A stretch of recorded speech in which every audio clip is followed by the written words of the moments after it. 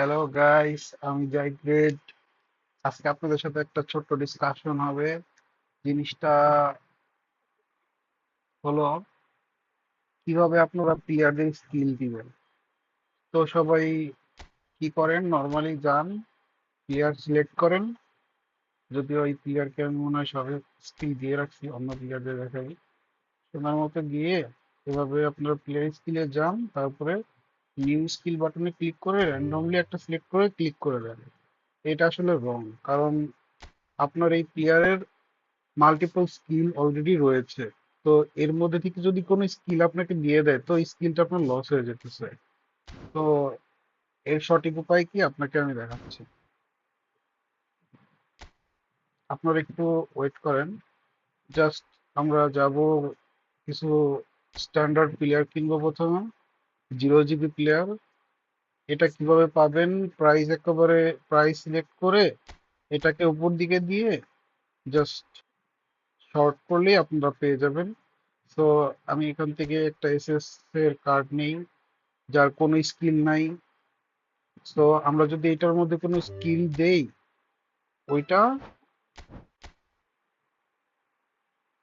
ফার্স্টে আমরা আগে স্কিলটা দিই, আপনাদের দেখাই কিভাবে দিতে হয়। তো প্রথমে আমরা যে প্লেয়ারটা সাইন করলাম, এই প্লেয়ারটার স্কিলে গিয়ে সুন্দর মতো আমরা একটা স্কিল অ্যাড করবো। দেখি কি স্কিল হয়।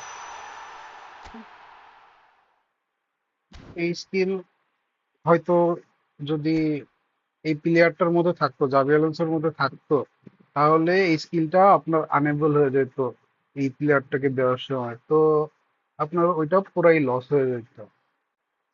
তো এখন আমরা কি করব, প্লেয়ার ফিউশনে যাব। প্লেয়ার ফিউশনে গিয়ে আমরা অ্যাডেড স্কিলে গিয়ে আমরা কেবল যে স্কিলটা পাইছি ওটা সার্চ দিব। দেন এই যে অলরেডি আমি অনেকগুলাই করছি, কিন্তু এসএস এর মধ্যে দুইটা আছে, যে কোনটারে সাইন করছি মাত্র আমার মনে নাই। বাট এখান থেকে আমি এই প্লেয়ারের স্কিলটা জাস্ট আমি জাভি আলোনসোকে দিব। তো এইভাবে জাস্ট কিছু জিপি খরচ করে আমি আমার যে স্কিলটা মন চাইতেছে আমি ওইটা আমি জাভি আলোনসোকে দিতে পারতেছি। যদিও জাভি আলোনসোর এটা দরকার নাই, আমি এটা কেটে দিচ্ছি। তো গাইস, এভাবেই আপনারা আপনাদের প্লেয়ারদের স্কিল দিবেন।